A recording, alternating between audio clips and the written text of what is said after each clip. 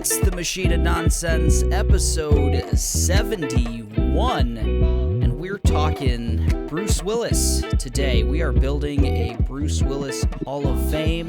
Before we get to that, let's introduce everyone. I'm your host, Eric, joined as always by Kayla.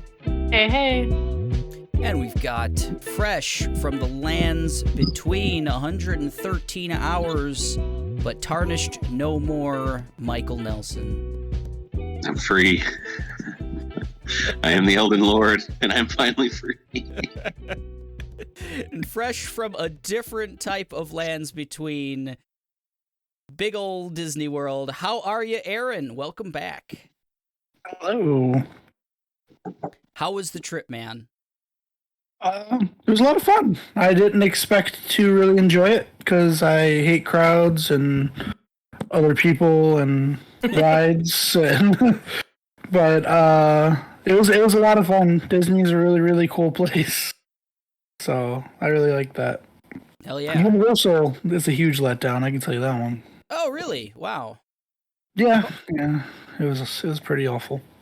And you went to the parks in Florida, right? Yeah, we went to Disney World and the Universal Studios Orlando. Nice. So yeah, me and Kayla have been to the Universal in Florida a couple times, and for the most part, really enjoyed it. Like some of the Harry Potter rides and stuff. I think I would have. Well, yeah, I got a story about that. But I think I would have liked Universal more had I went there first. You go there after Disney, and it just seems dirty.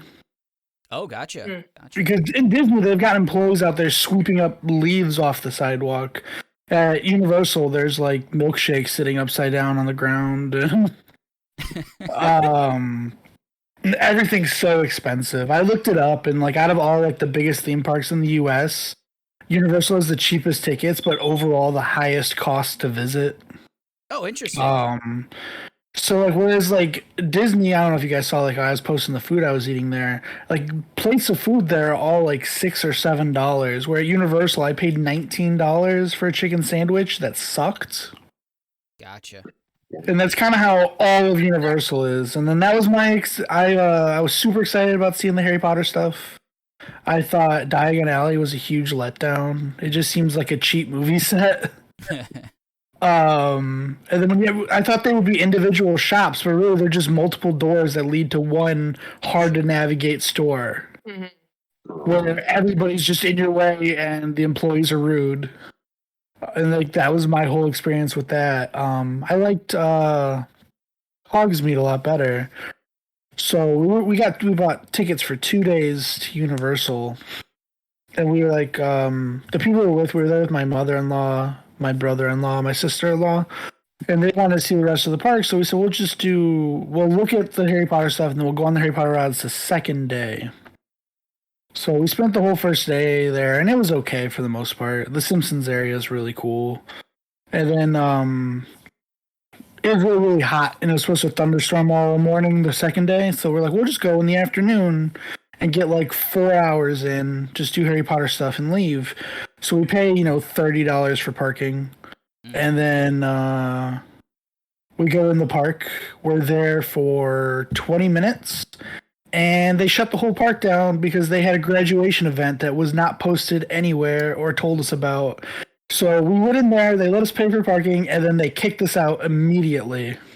Jeez. I would have been pissed. Oh, yeah. So that was like right before we were getting on the, we were going to go on the Harry Potter ride, and he's like, you guys have bracelets? I'm like, no, I paid for a ticket. Yeah. He's like, oh, no, it's a graduation event. We're closing the whole park to anybody who doesn't have a bracelet at 6 o'clock. Yikes. So that was just so awful. And then like,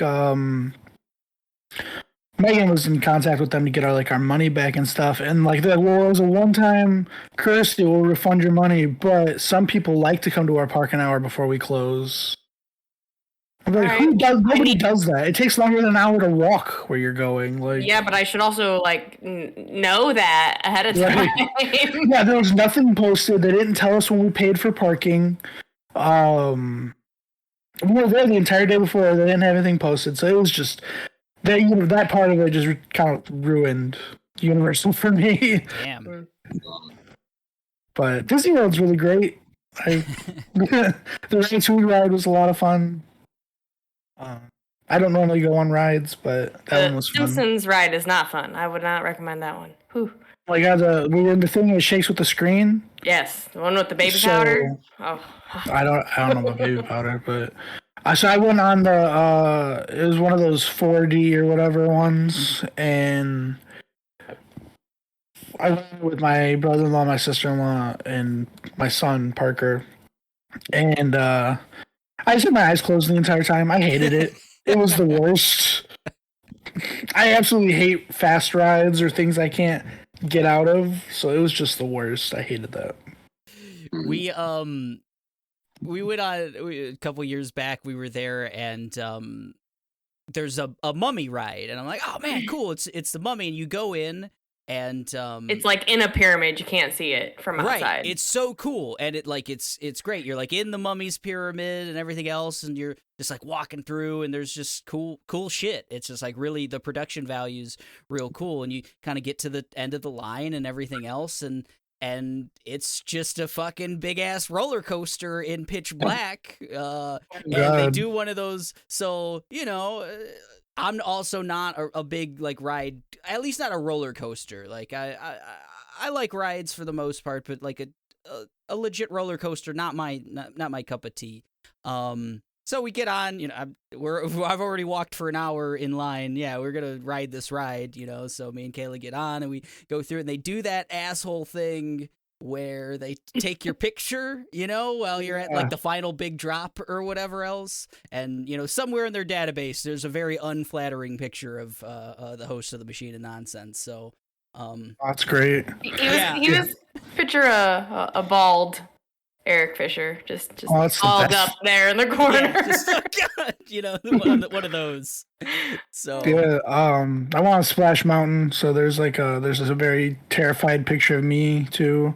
What's really cool now, if you got the Disney app and you turn on your like NFC, the near field thing, and it's all set up, they'll send the picture to your phone with like a watermark asking if you want to buy it. It's like $70 though, but so it was picture of me on that, and then we did some other rides too. We went on it's really funny around. So we were in Animal Kingdom, which honestly that's the worst park at Disney because it's just like a disorganized zoo without that many animals. But we went on like a water ride. It's like one of those rafts where you bounce around and then you go down like little drops. And Lucy loved it. So when we were at Universal, we went on there's a Popeye version of it. We went on that. And it was so much more intense. And we're telling her, like, oh my God, I think it's over, because she's crying the whole time.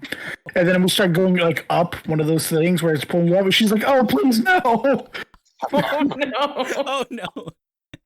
Well, if it makes Lucy feel any better, I feel like that probably came out of my mouth like multiple times in that mummy ride. Kayla, make it stop, that kind of thing. Rides are terrifying. I don't know. I don't get how people go on them.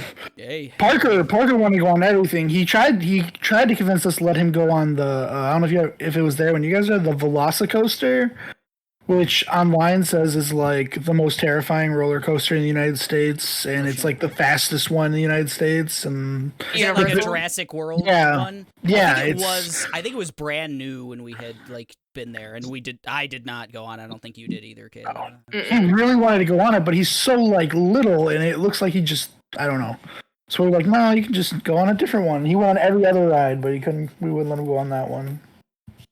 Yeah.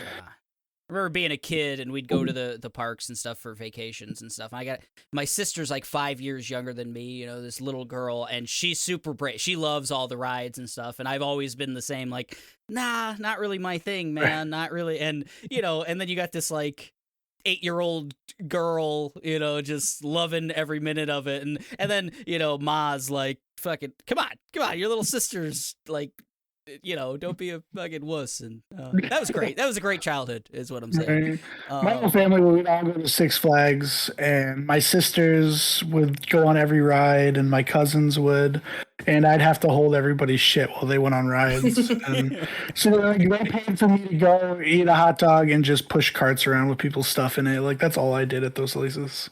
It's an important responsibility, True that. Those lockers are expensive, if you try to rent a locker at one of those places, Jesus. Oh, Mike has recently completed a theme park of his own. made mention of Elden Ring. 113 hours, I think you said, was your full playthrough. What was that like, man? A lot of peaks and valleys. Lots of when you're exploring like the big legacy kind of dungeons, like the big areas, Luarian, whatever the magic place is called, and Landell, the capital, and stuff like that. It really got me back into the game, and then I don't know. I was just ready for it to be over, and I was kind of rushing through the last few areas. I really like the game overall. It's just so much of it. There's so much. I'm ready to move on and play something else. I've kind of been just playing through Chrono Cross now, and started Tunic. And yeah, caught some new flicks. The new Jackass finally. Awesome. Really enjoyed that. Had to buy that through Amazon. It's on Paramount if you have subscription to that. Saw the new Scream. Enjoyed that. Not as much as Jackass, but also on Paramount. Really? You're just a Paramount guy. I had Paramount, so that's where I watched. That's where I watched Scream. But had to rent that one as well. And that's about it for me. How far are you guys in Elden Ring now? You guys just hit 52 hours, and exploring Kayla right now more thoroughly. Kind of rushed through, beat the boss there and stuff kind of early on, and didn't explore, and now exploring. Beat the rot dragon, or I think it's rotting dragon or something today, so that was kind of cool. That guy sucks. I don't know if he's called the decaying dragon, something like that. He spits out a lot of like scarlet rot stuff, and he sucks. He's yeah. But I don't know if I found that one. I fought a lot of dragons. He's like right in the middle, like yeah, he's right in the middle of that red area at the bottom right. Like he's just right. Yeah. He's just sitting there, and then you can walk around him a lot. He doesn't really mess with you until you try to fight him.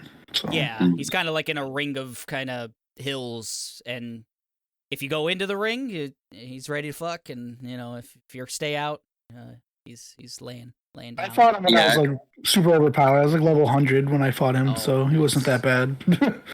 Wow. Okay, so you're over level 100 then, Aaron.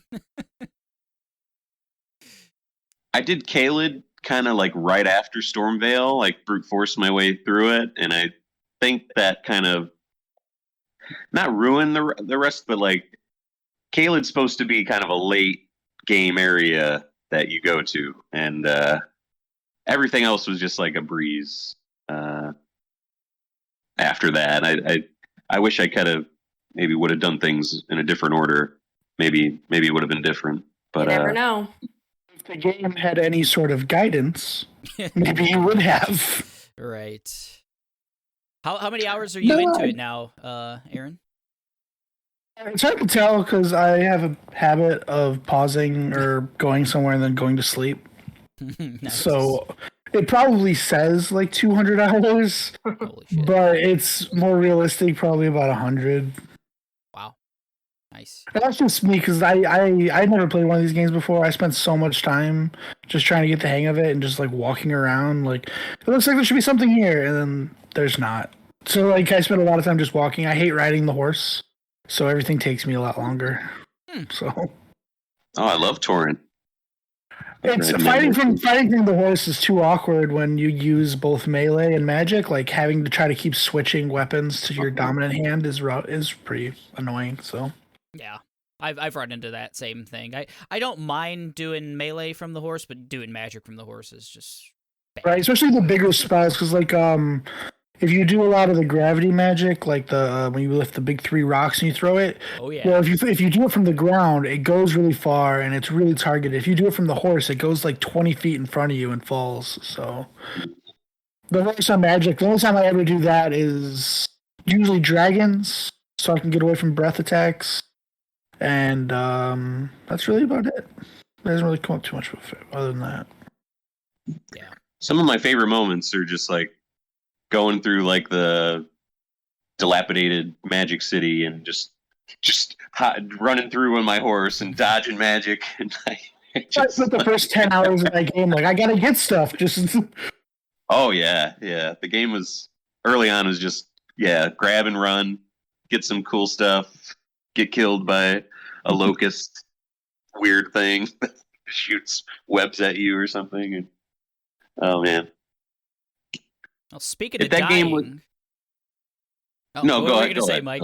No. It's going to be a bad transition. I think I don't know. I remember talking about when we first saw the Elden Ring like reveal gameplay, and like I don't know if I'm gonna like a big open world kind of experience with this compared to a tighter Dark Souls or Bloodborne map, and I think I like both of those games more than Elden Ring, just for that fact of the secrets in that game were more linked together, like they made more sense than they do in Elden Ring for me. Still like it a lot, but it doesn't compare to old bloody Bloodborne. I was just having that kind of conversation. Was it this morning or last night, Kayla, when we were talking? I think you had asked me, like, where does it compare to the other Soulsborne games? And I think I said, Bloodborne's still number one. Elden Ring hasn't really, dropped it from that. I think the open world just kind of dilutes it so much. I mean, there's so much more to do. It can be beneficial, but like Aaron said earlier, there's really no guidance. There's just a whole bunch of stuff. You don't know where you're going. You could choose to go a way that would benefit you, but you never know what way to go. Yeah, it's tough. Like it doesn't play to my kind of gaming tastes in a lot of ways. I'm a big fan of linearity in games in general, and this is the least linear game that I can think of. But still, I'm in the same boat. I'm enjoying it like minute to minute. I don't want to put it away at 52 hours still, and that says something. So I really like the world. I like the lore. I'm piecing together the story now. I'm watching, people are posting videos and stuff like that. And this is the one of these games where that stuff has stuck with me. I couldn't tell you anything about the story in Bloodborne and Dark Souls, really. But this one, I kind of have a decent grasp on it. And I think the George R.R. Martin influence is all over it. But a lot of people like, oh, I don't think he did. I think he wrote like the names or something, came up with that. But I think it's pretty similar to Throne. There's a lot of thrones in there that I see. And just how the map works, just how like Landell's just like King's Landing, and like everything kind of works up towards this, the Erd Tree stuff. Any cutscene, I'm like, all right, here comes George R.R. We're gonna get George R.R. right here in this cutscene. And we haven't. I don't think. I don't know. I have not found much of that yet. I'm pretty much in the dark for the most part on. I've been real interested. I want to check out like some lore videos and stuff. I always like beating a Dark Souls game and digging into the lore. Because the only one I've ever really front to back kind of understood what I was doing was Sekiro. That had much more of like a defined story because you were a character as opposed to, it was an RPG, so you had a character and you were following his story. This one is definitely more along the Dark Souls Bloodborne path for me, where I'm just like, okay, I'm fighting this thing. It's cool. I love this area. I love all this stuff, and I'm sure there's some great story behind it, but I haven't found it yet. I don't know. We'll get good with story. All right. Another 50 hours and I'll be there, I'm sure. Like 100, I don't really know what's going on. Well, I'll be able to watch a lore video once it's done. Yeah, so. I think I'm gonna just do that. I lost steam. I was playing it pretty heavy, then I went to Disney World and I came back and I can't focus on it anymore. I started playing XCOM 2 again. Nice. Nice. A Dark Souls game in its own right, in a lot of ways. Yeah, that's what I've always said. So I'm going to use that same transition. Speaking of dying, Die Hard, there's 5 of them, and Kayla and I watched them all. What did you think of our Die Hard marathon, Kayla? I enjoyed it. It was kind of I've only seen number 2 prior to this. Oh, wow. So which weird. I weirdly thought was the first one the whole time. But I enjoyed it. I enjoyed the first couple more than the last 2. You didn't like Live Free or Die Hard? The Justin Long one? I didn't not like it. I just liked 1, 2, and 3 more. Sure. It's a big change, honestly. Like the first 3 came out, you had like 88, 90, and 95, and they kind of feel real connected in a lot of ways. And then you had the big time jump to 2007 in Live Free or Die Hard, and it feels very 2007. Like it's all tech stuff and hackers and stuff like that. Raise your cell phones. Yeah. The 5th one, I don't think either of us really understood. I think, like, I don't know. It was a weird movie. Yeah, it was my least favorite. Had some long blinks happen in there. Like, oh shit, what happened?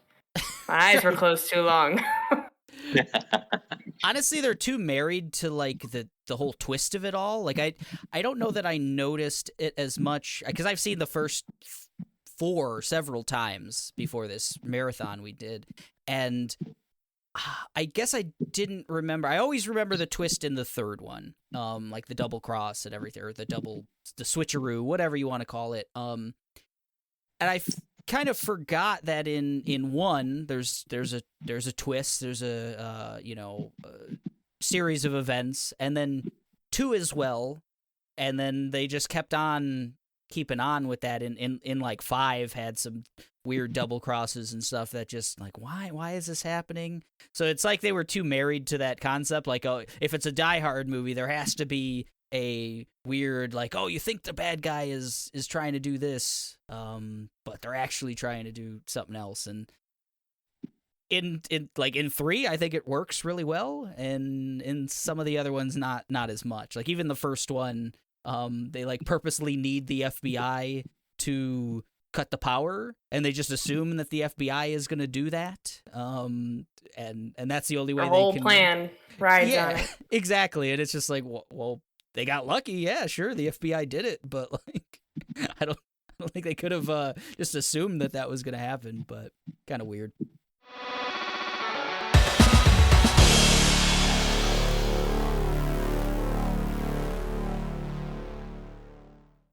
But we did this because we wanted to watch Bruce Willis marathon. Yeah. We want to create a Bruce Willis Hall of Fame. We got some bad news recently that Bruce is retiring due to some health issues he's have, some cognitive disorder he's kind of dealing with, and me and Kayla kind of went across his IMDb page, and man, he's got 144 credits.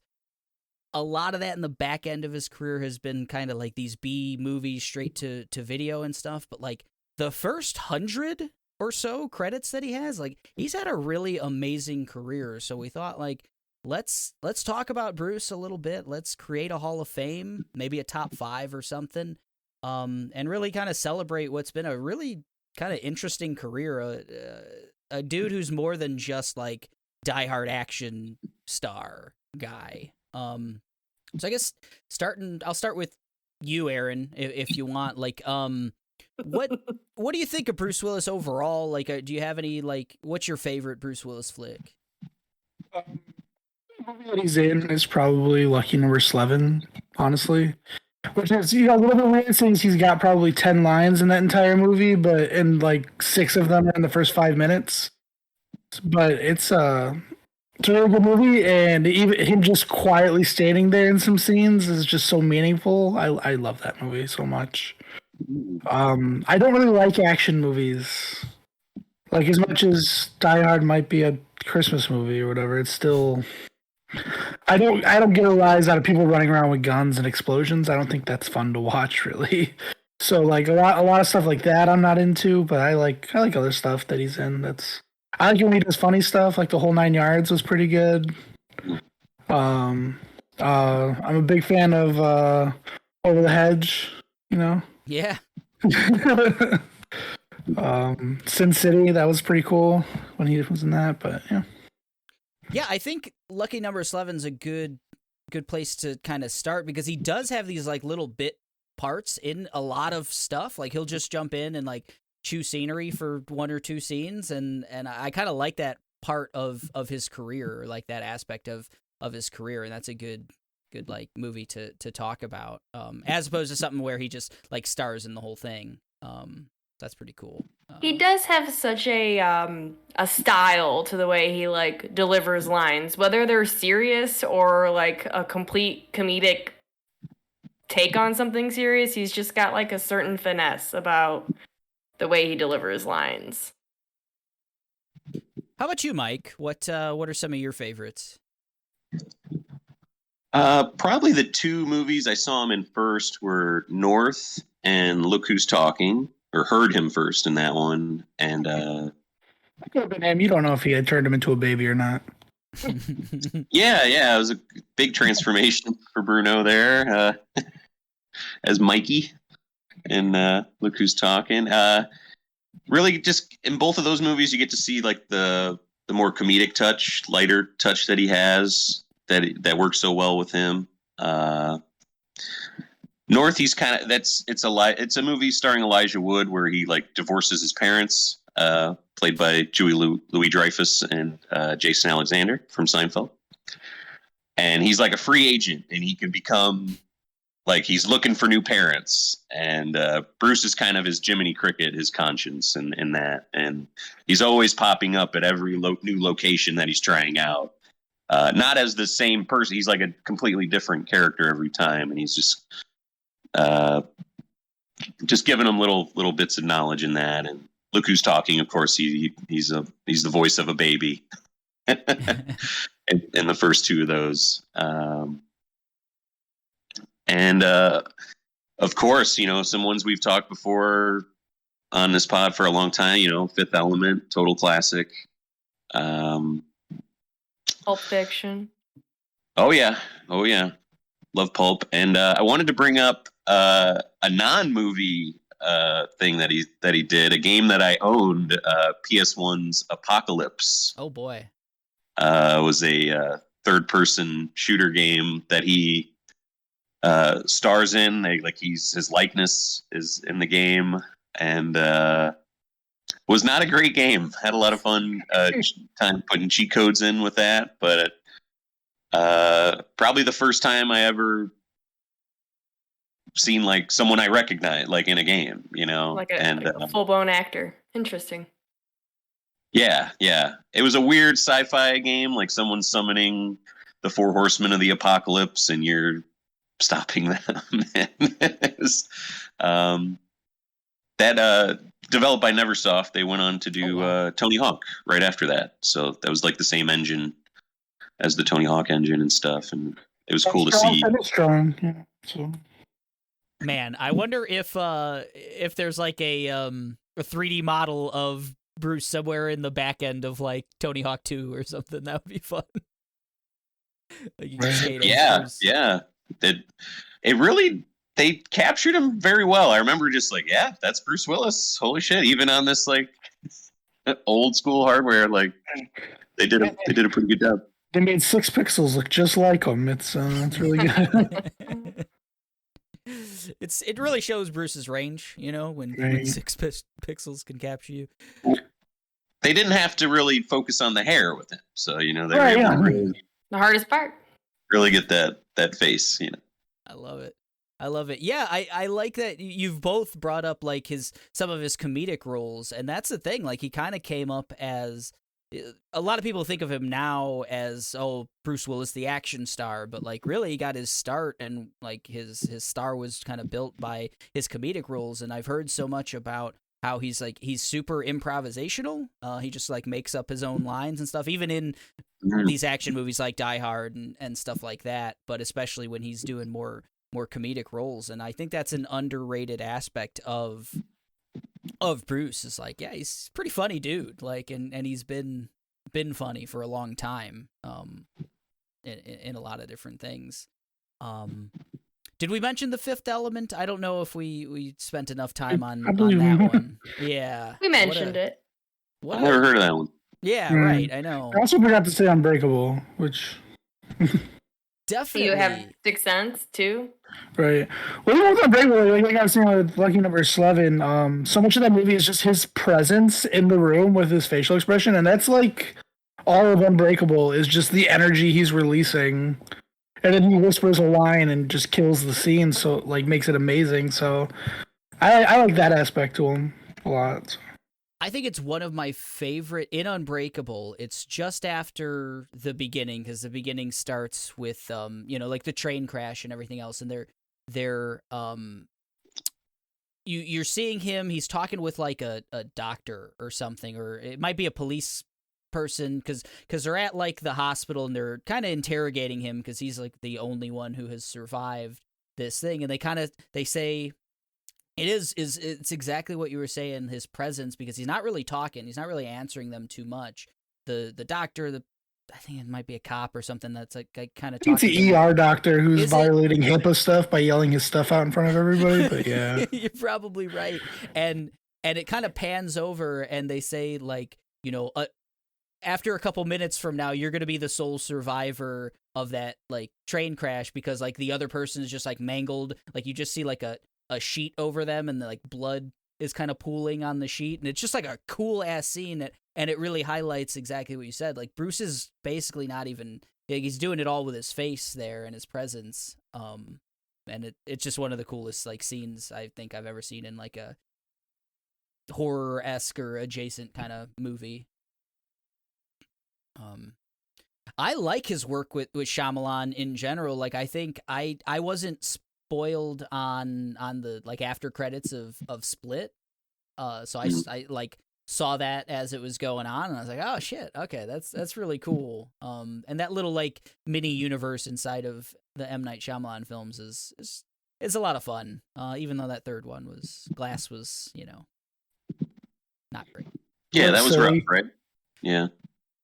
It was unfortunate. Yeah, I mean, on paper it sounds like it would be great, because I really, really enjoyed Split, both as like the movie, and I thought James McAvoy was really, really cool in that movie. And it was like, oh, you're going to get more of James McAvoy, and they tried to I feel like they tried to make it too much like MCU, too much like a superhero movie as opposed to a thriller, and it just it didn't know what it wanted to be in a lot of ways. Right. I think it got a little too like self-aware and like meta about it, and it was just because then it's you got like the three of them sitting next to each other, and you're trying to like accept them all as this character, but none of them are playing it the way they played it in their respective movies, and it just it watches like if somebody got the green light to make a fan fiction of Unbreakable into a movie, and that's what it seems like to me. Yeah, true that. Have you guys seen Death Becomes Her? Oh yeah. I think that's the first movie that I ever saw Bruce in, because I feel like I saw that movie right around when it came out. That's a 92, so I was like 5-6 years old when I saw that movie. How old are you? You're old as shit. I was born in 87. You're so old. Yeah, I mean, it happens. But, yeah, so I saw, as a young man, probably didn't appreciate, like, the humor aspect as much, but it's got some really cool 1992, like, practical effects and stuff. And, I've just kind of always enjoyed the Robert Zemeckis films, like, in general.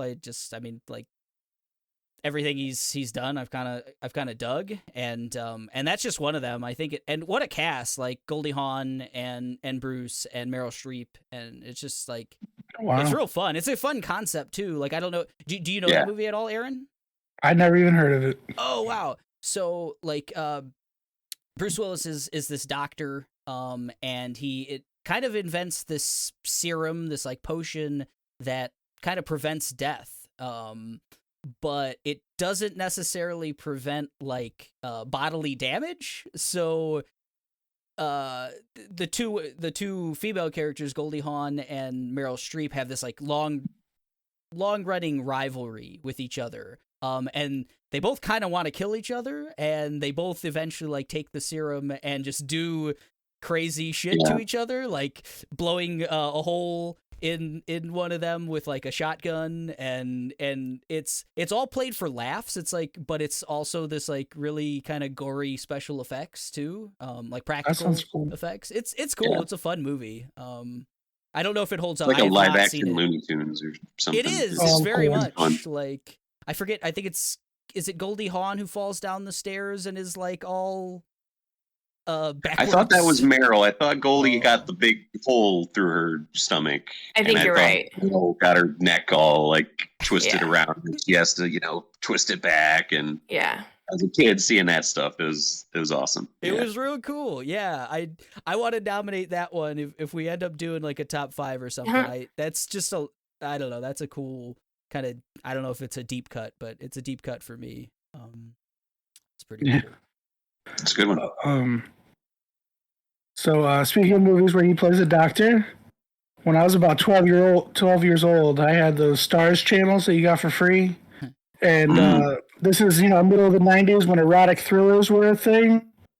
Ooh. And I happened to see The Color of Night, which I don't know if you guys have seen that one.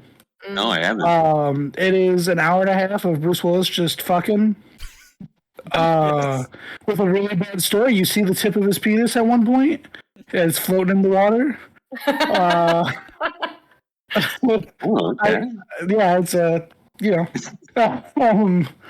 It's such a bad story. It's like everything about the movie is just really bad. It's one of the movies where he has hair, so it can't be that good. Damn.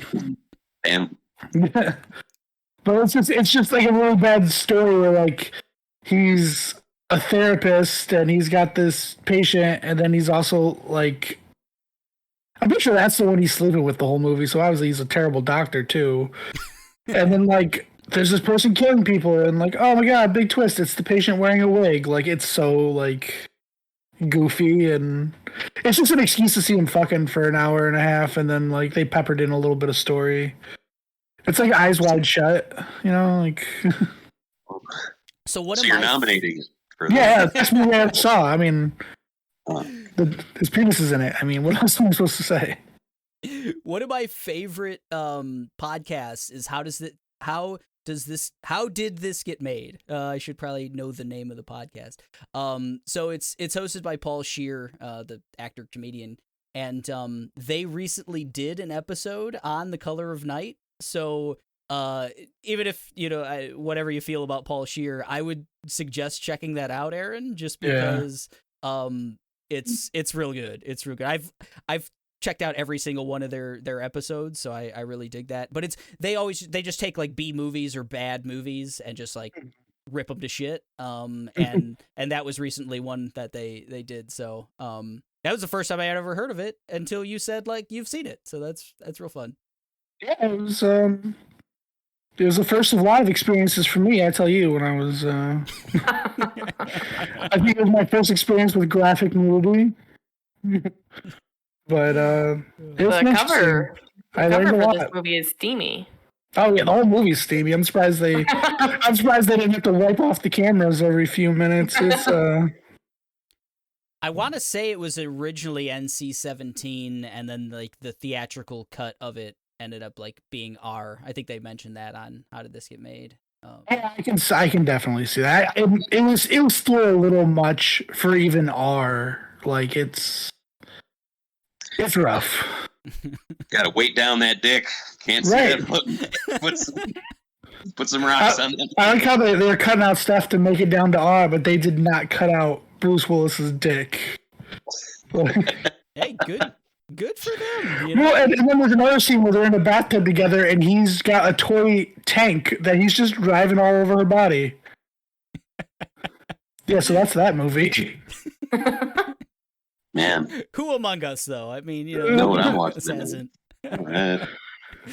Oh, so okay, so that's number 5 on our top 5. I guess we'll put that there.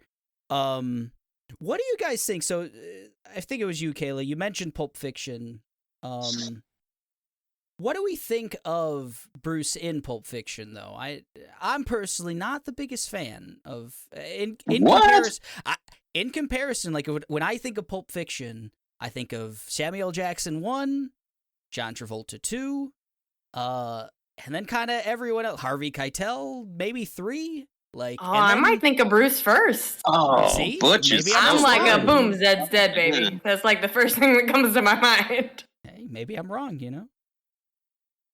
We were mentioning like kind of like his facial expressions and stuff. There's that whole scene in the pawn shop where he's looking for a weapon, he's trying to escape or whatever, and just that scene where he starts with a baseball bat, and it's just his eyes leading you to everything, and he gets the chainsaw, and then he gets that katana off the rack there, and it's just really good stuff. He's doing great comedic stuff.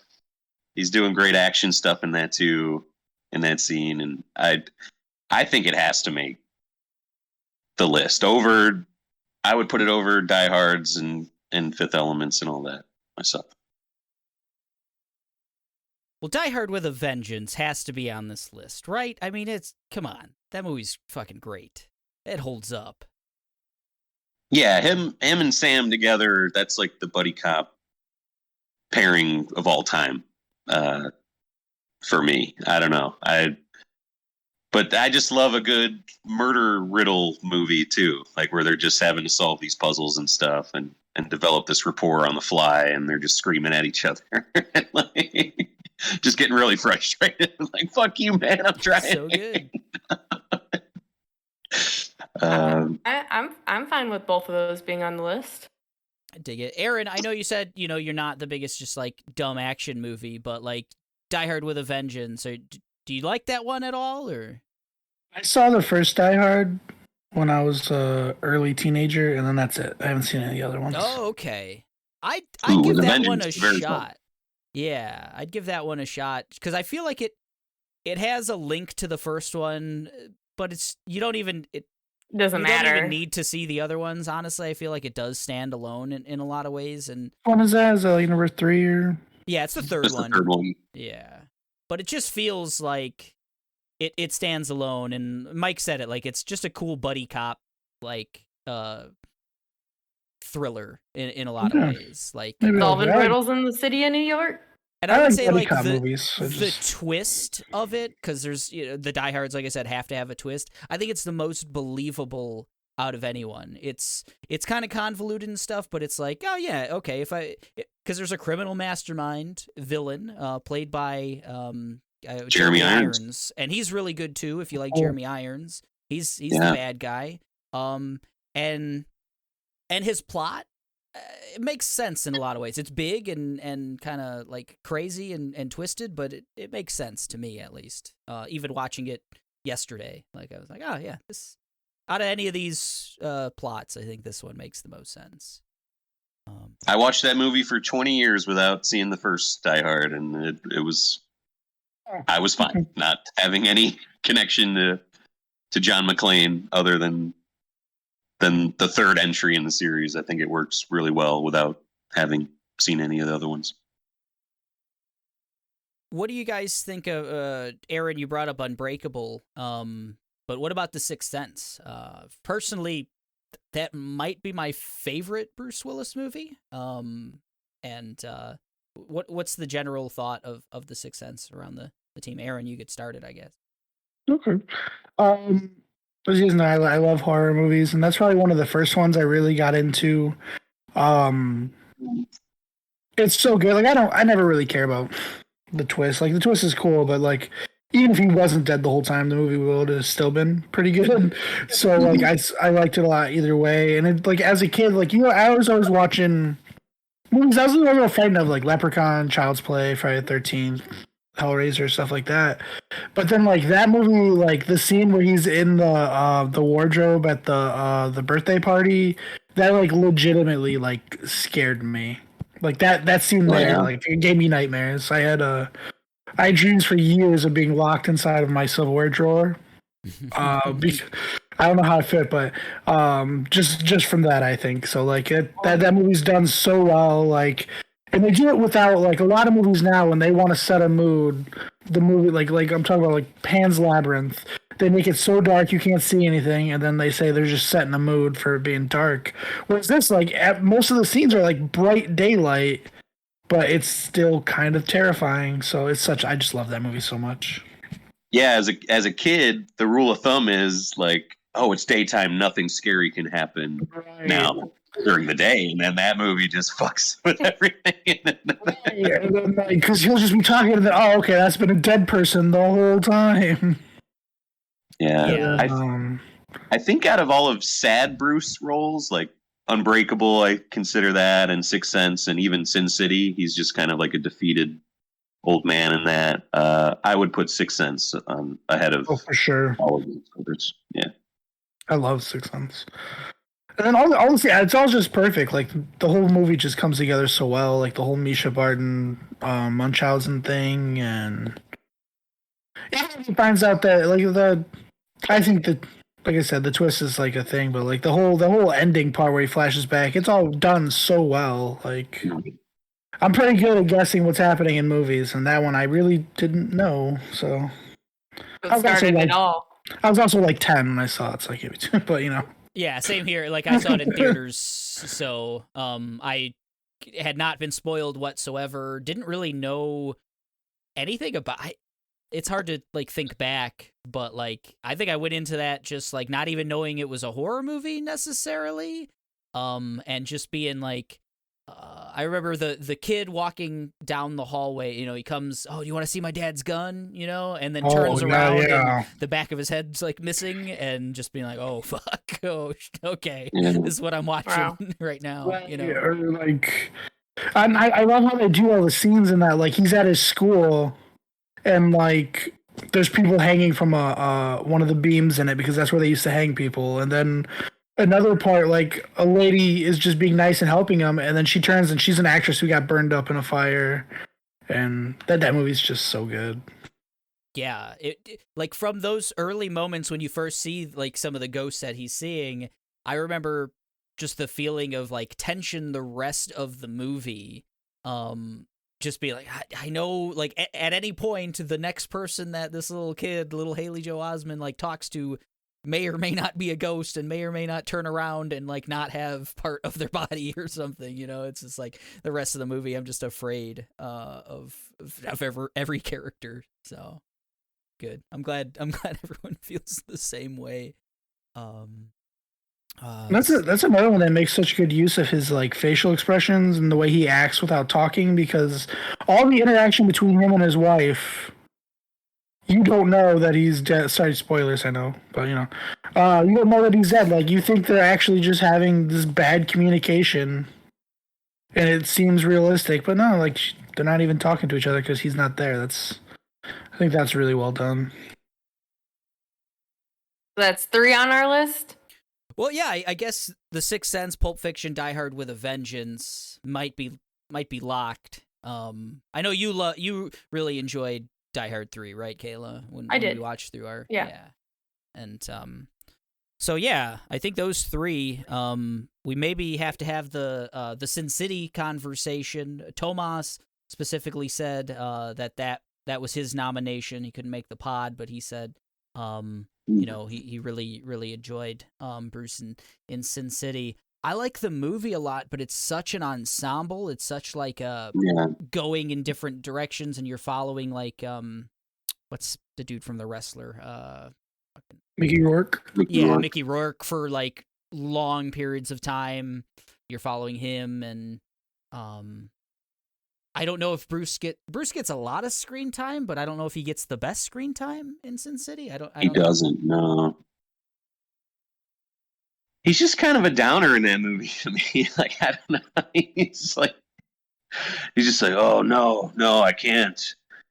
Oh no, with Jessica Alba's character and stuff. He's just compared to like Marv, played by Mickey Rourke, and there's just so many fun, outlandish, out there kind of characters in that movie. He's way down on the list when you're going off of that one. Clive Owen's great in that, and so many fun things going on. I say not putting Sin City, especially since they made that terrible sequel. Well, Tomas said we can't even mention it doesn't exist. So, right. You guys. What about Looper? Like Looper? What do you think of Looper? Looper's cool. Aaron, I've never seen it. Yeah, see, I like Looper. I've seen it, but I don't have much of a relationship with it. I feel like I saw it and it just like went in one ear and out the other in a lot of ways. I thought it was a cool concept, but like I just didn't like. I like JGL. I love Bruce, but like I don't know. It didn't hit for me in a lot of ways. So, Corbin Dallas hits for me though.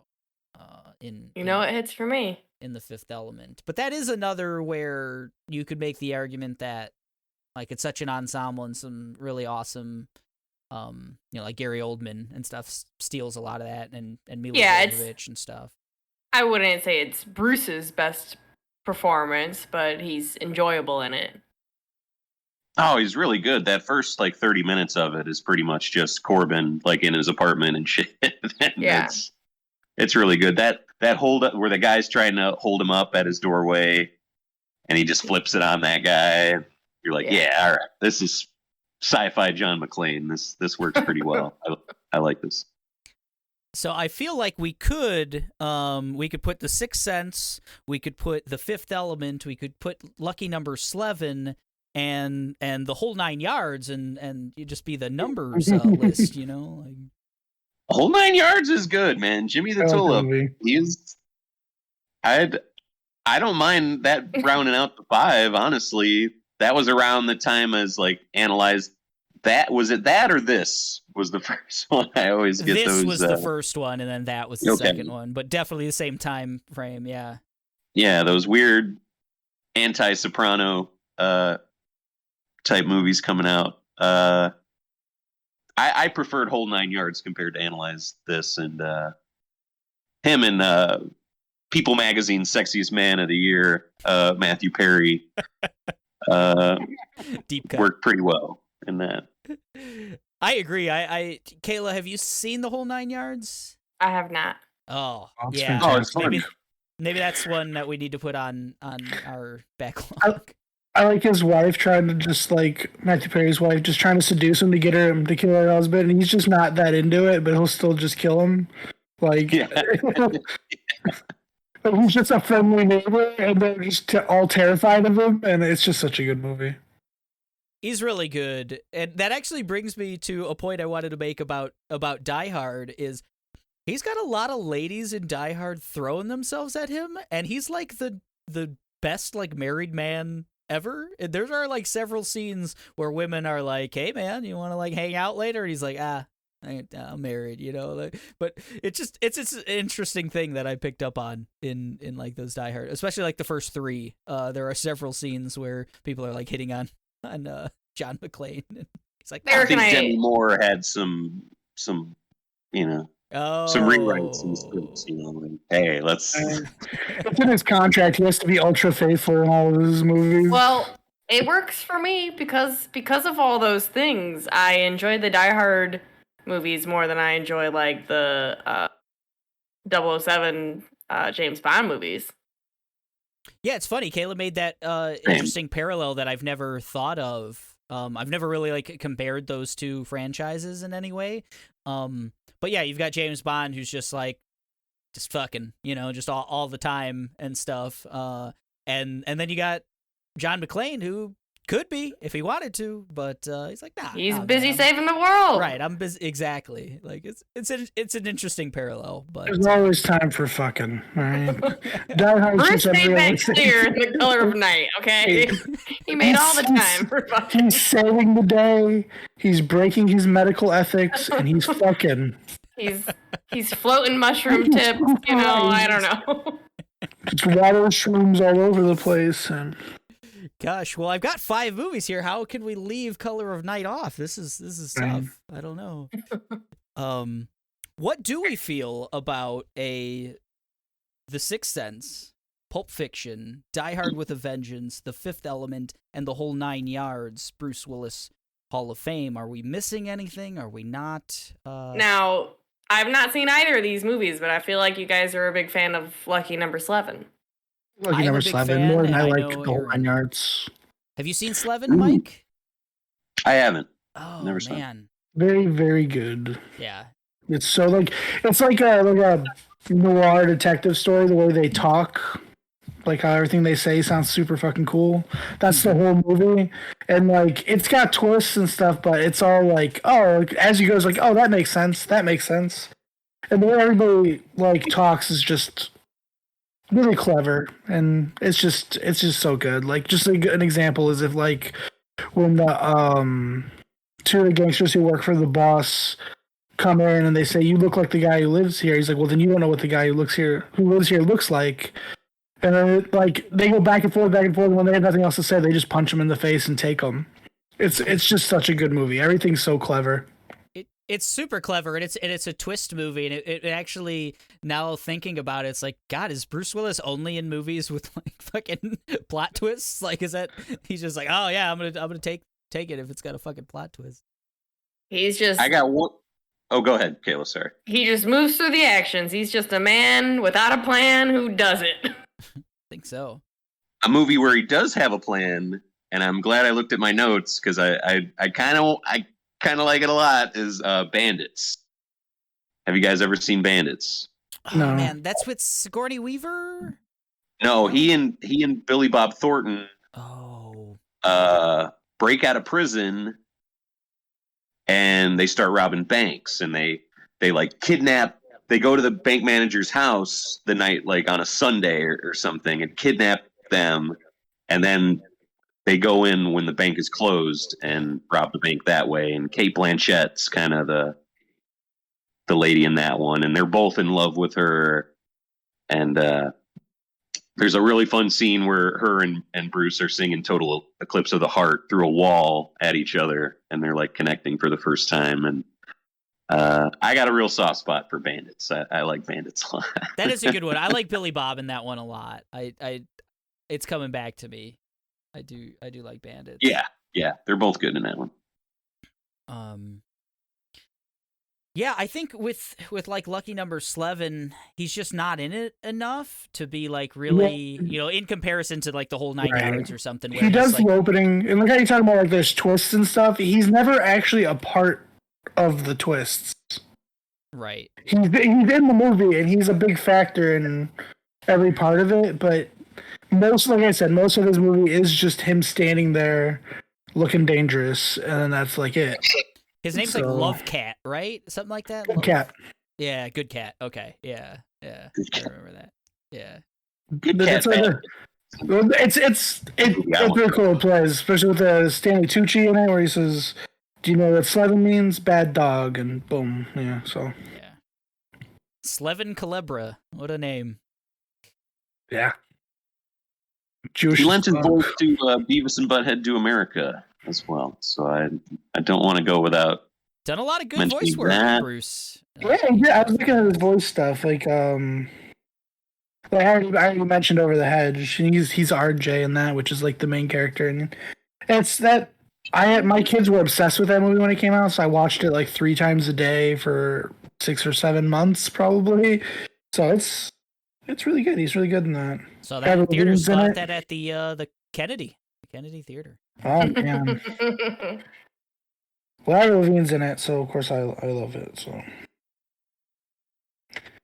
So, Yeah, I'm looking through his filmography, and honestly, like anything like after Sin City, I haven't really seen except for like Split and Glass.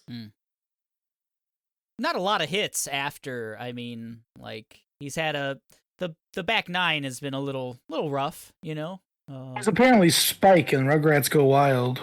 I saw that. That's excellent. He makes a great Spike. Oh, anything else? I mean, The Sixth Sense, Pulp Fiction, Die Hard with a Vengeance, The Fifth Element, The Whole Nine Yards. It's solid. It's a solid list. Good. We've got we've got some action. We've got Horror, some comedy, comedy. sci-fi. Yeah, some more. Yeah. Horror. Yeah. Okay. It's a He can do good it all. representation of his work. I dig it. Okay. Well, that's the Bruce Willis Hall of Fame, the official one. Hope Bruce gets better, and maybe, you know, this episode will be ridiculous in a couple years. He's gonna have a miraculous recovery, and you know, the 10th hole will be fantastic for old Brucey. Mm-hmm. But The whole 11 yards will come out, and oh man, I'd watch it. So That's the the first Sixth down. Sense. 10 yards is 11 pretty good. I don't remember the second one too much. I don't know. Never It's okay. saw it. It's not as good. Mm. I'm not a huge fan of Amanda Peet, and she's a big part of that movie. So Right. Yes. she's like obsessed with him because she's like a Hitman fangirl. You see a lot of she- Amanda Peet. I do remember. Yes. In that first one, okay. Yes. You get to see the Pete's. Pete and Pete. I never saw that best. show. Is that what that show's about? Oh, God. Yeah. 'Cause I saw a lot of Pete and Pete, and I didn't see the Pete's. Oh boy.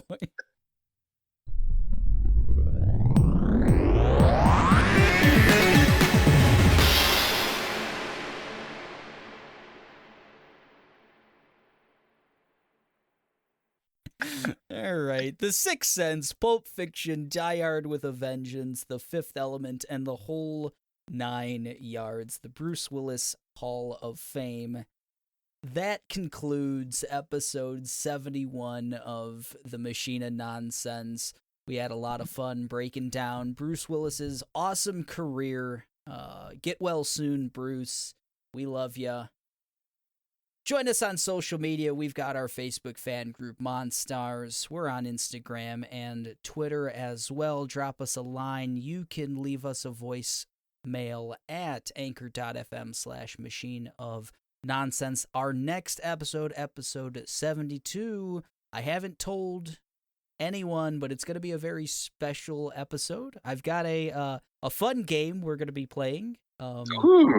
And there might be a costume involved, even. We'll see. Maybe get some video going. Mild spoilers for episode 72. I'm going to have a lot of fun. Hope you guys do as well. I was your host, Eric, joined by Kayla, Aaron, and Mike for episode 71 of the Machina Nonsense. We're getting out of here, and we're saying, see you guys. Bye.